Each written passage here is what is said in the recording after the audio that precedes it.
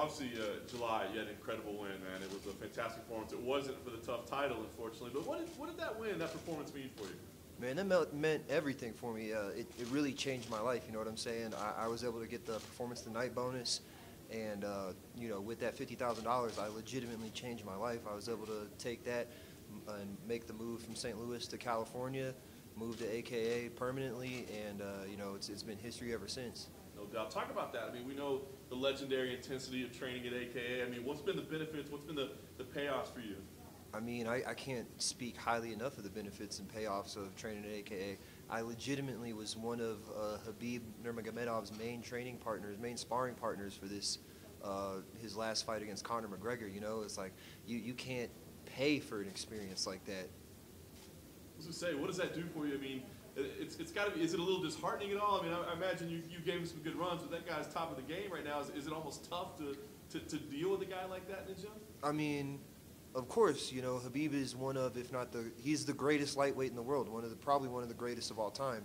And, you know, at the end of the day, the mentality that I have, I felt as though I did well enough that I gained confidence through it. You know what I mean? I gained confidence in my rounds with Khabib.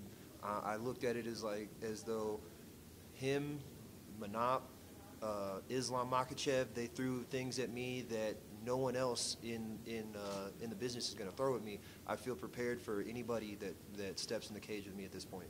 You made it clear you wanted this fight a lot, man. It meant a lot to you. I mean, you can't get the tough title, right? I mean, that was the one in July. So why is it so important to you to get this fight? I mean, does it send some kind of message that you should have been the guy? I mean, it's not even, it really has nothing to do with being the tough champion. I just felt as though this was the correct fight to make. This is the one that makes the most sense. You know, there were a lot of people after the fight that said I would have won if I never got injured, and I don't, you know, in my opinion, there is no would have. I would have won if I didn't get injured, and I want the chance to prove that, and I'm sure Mike wants the chance to prove those people wrong, so it just makes the most sense. Give me an idea of what you see in Mike. Obviously, you got to see a lot of him on the show. Break him down. What do you see? I mean, Mike's a good, well-rounded fighter. He's a great guy. You know, out of one of the people on the show, I respect Mike a lot. In fact, during tryouts, he and I actually went and hiked Red Rock Mountains together. So I liked Mike. You know what I'm saying? But as a fighter, not to take anything away from his skills, like I said, he's a very well-rounded fighter. But I don't think he brings to the table a lot of the things that I do. I'm dynamic everywhere. I look for the finish, like the entire fight, from bell to bell. I'm looking to finish you, and I believe, you know, he hasn't had to deal with someone like that before, and this is going to really test to see what he's going to do. So it's kind of interesting because I thought this was personal. I thought maybe it was a grudge thing, but you're saying it's not. Not at all. I like Mike. You know, we're two guys. Like I imagine I could see myself having a beer with him after the fight, going out and partying with him after the fight. You know, I would consider him a friend, but you know, in this game, you're gonna have to fight your friends. If it would have been Joe Giannetti, who I consider one of my best friends at this point, we'd be fighting. You know, it doesn't matter. Last thing for me, I saw on social media today, you're posting your weight and some expletives there, man. I mean, what's that anger about?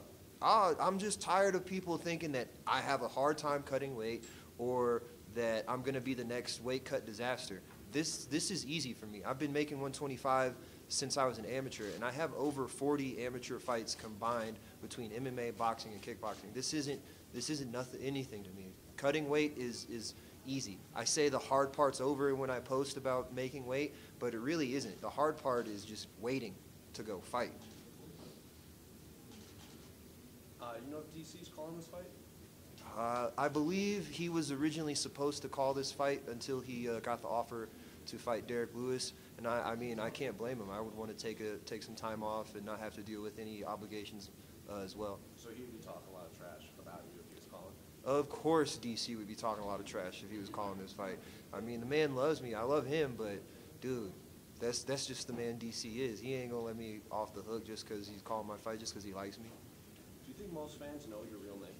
No, not at all. I think legitimately, there are people who think my name is Bob, and it's all good, you know. I never really thought I would be one of those Rampage or GSP kind of guys, but hey, I'll take it. VBR, Violent Bob Ross, if that's what you want to call me, that's what you want to know me as, I'm good So if someone says, hey, Bob, you're turning around? most of the time.